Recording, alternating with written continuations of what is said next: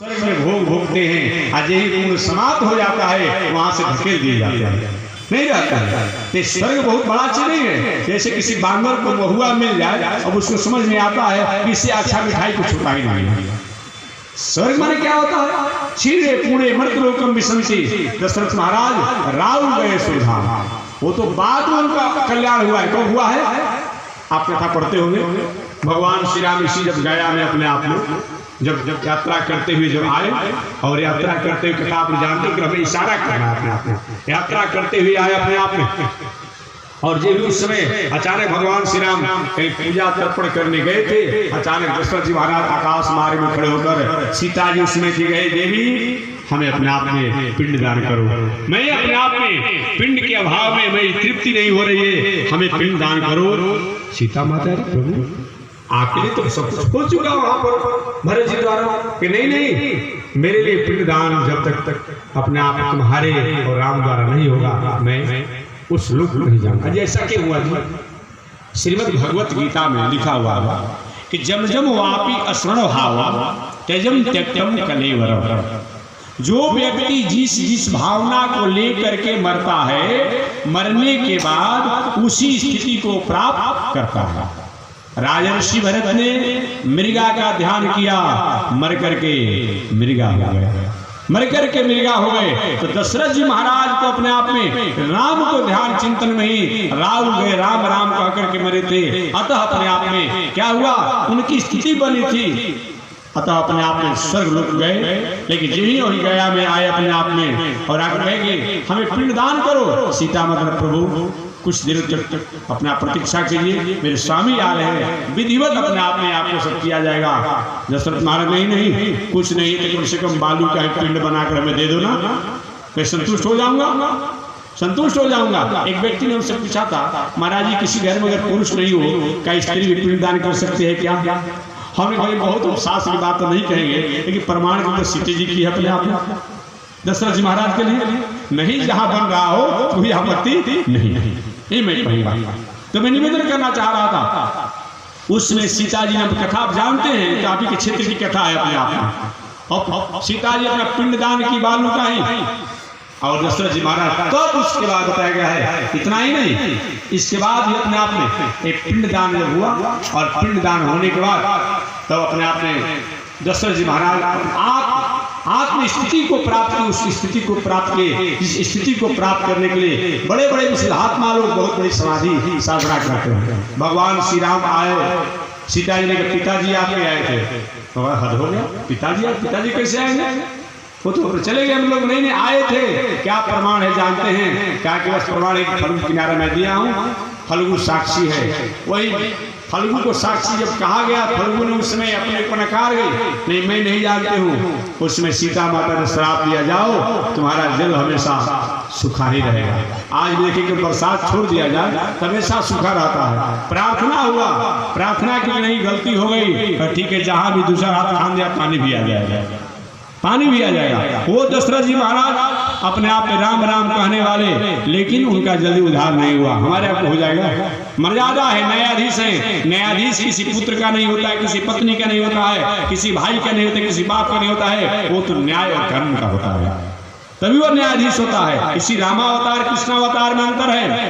रामावतार मर्यादा का अवतार है, रामावतार जो न्यायाधीश है। अगर अपने आप में किसी भी लोगों द्वारा अपराध होता है, उनको लोगों द्वारा भी, तो उसको भी भगवान दंड देते हैं। कृष्णावतार कृपा अवतार है, वो कृपा में थोड़ा 19-20 भी होता है, वो काम कर लेते हैं। आपने कथा सुना होगा, जो जसोदा जी को जो गति अपने आप भगवान श्री कृष्ण ने प्राप्त कराया, उसी गति को उन्होंने पूतना को भी प्राप्त कराया। किम्मा दयालु शरणम ब्रजेम, ऐसा कौन हो सकता है? तो राम जी मर्यादा अवतार है, कृष्ण भगवान कृपा अवतार है अपने आप में, ऐसा बताया गया। राम जी अपने पत्नी के हुए, आप जानते हैं ना, सारी दुनिया कह रही है कि अपने सीता जी में कोई दोष नहीं है, सीता जी पवित्र है, लेकिन भगवान श्री राम ने परीक्षा लूंगा।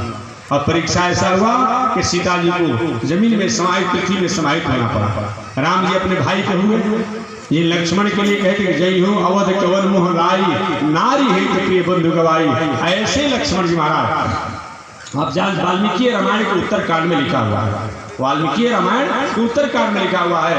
एक बार जमराज भगवान श्री राम के दरबार में आए और सशर्त उन्होंने भगवान श्री राम से वार्तालाप किया। क्या प्रभु, हमारी आपकी वार्तालाप में तीसरा कोई व्यक्ति सुनना नहीं चाहिए और कोई आ जाएगा बीच में उसको प्राण बदान करना पड़ेगा, ऐसा संकल्प करें। इसी संकल्प के साथ जमराज और भगवान श्री राम की वार्तालाप हो रही थी। अचानक उसी समय दुर्वासा ऋषि आ गए और लक्ष्मण से, लक्ष्मण जाकर राम से कह दो दुर्वासा आए हैं और नहीं बताओ तो कुल को समाप्त कर दूंगा, श्राप दे दूंगा।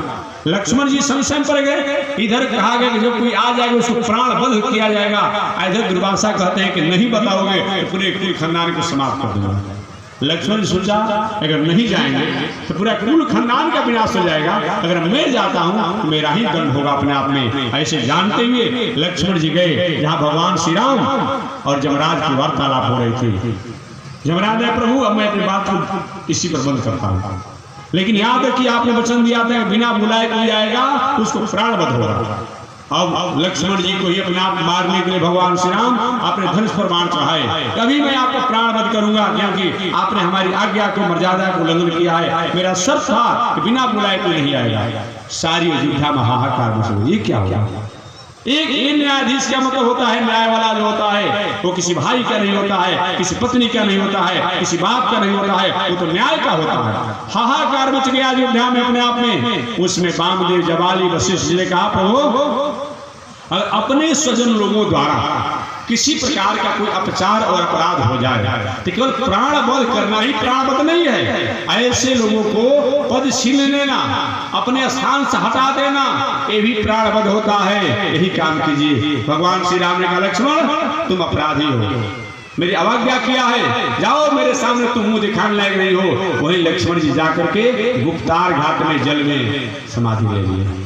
मैं निवेदन करना चाह रहा था, भगवान श्री राम अपने भाई के हुए, अपने पत्नी के हुए, अपने बाप के हुए कि हमारा आपको हो जाएंगे? नहीं नहीं, न्यायाधीश है अपने आप में, इसलिए न्याय करते हैं। उस समय मैं निवेदन किया, जो हनुमान जी गए थे उन राक्षसियों को चित्तवध के लिए, तो राम जी की दयालुता जो है वो सीता जी की दयालुता के समान छोटा पड़ गया, अपने आप में छोटा पड़ गया। और वही अपने आप में मैं निवेदन करना चाह रहा था। इसलिए वही जगत जननी महालक्ष्मी ने कहा, प्रभु और भगवान से प्रार्थना करोगे, बताइए अपराध की जहां तक बात हो, पापा नाम बा सुहा नाम बा न कछ अपराधी न, कौन उस दुनिया में अपना पाप नहीं किया है? ये पाप ही का फल है कि संसार में हम जन्म लिए हैं।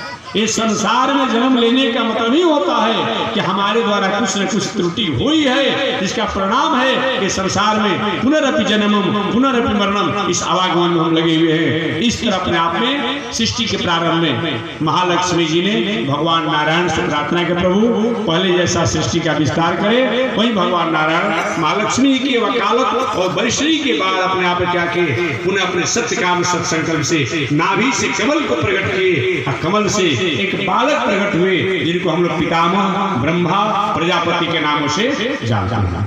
आगे वही ब्रह्मा जी को आज्ञा हुआ, हे पितामह, हे ब्रह्मा जी आप सृष्टि का विस्तार करें। वही ब्रह्मा जी आगे चल करके सृष्टि के विस्तार के लिए 4 प्रकार की सृष्टि किया। एक विचार ज्ञान की सृष्टि किया, एक प्राणियों का सृष्टि किया, एक प्रकृति की सृष्टि किया। बताया गया है इन 3 प्रकार के सृष्टि के बाद एक ऋषियों का सृष्टि किया ब्रह्मा जी द्वारा। एक प्राणियों की सृष्टि में ब्रह्मा जी ने सबसे पहले सनक, सनंदन, सनातन, सनत कुमार इन 4 भाई को प्रकट किया। कल विस्तार से मैं बताऊंगा। और प्रकृति की सृष्टि में ब्रह्मा जी ने अपने आप क्या किया, पृथ्वी, अग्नि, वायु, वृक्ष, पर्वत, पहाड़ इत्यादि की सृष्टि किया। और ज्ञान की सृष्टि बताया गया है, ब्रह्मा जी ने अपने सत्य काम सत्य संकल्प से सबसे पहले प्रणव को प्रकट किया, अर्थात ओंकार को प्रकट किया, ओम को प्रकट किया। और वही ओम की व्याख्या ही, ओम का स्वरूप ही अपने आप में, चाहे वेद हो, शास्त्र हो, इतिहास हो, पुराण हो, जो भी है अपने आप में एक केवल ओम की व्याख्या ही है, ओम की परिव्याख्या ही है। इस तरह हमारे ब्रह्मा जी द्वारा अपने आप सृष्टि के प्रारंभ में इन चीजों को प्रकट किया गया। तो शेष चर्चा कल मैं बताऊंगा। आज इसी के साथ वाणी विराम। एक बार भगवान का नाम ले, आगे परमात्मा की जय श्री कृष्ण। श्रीमन नाम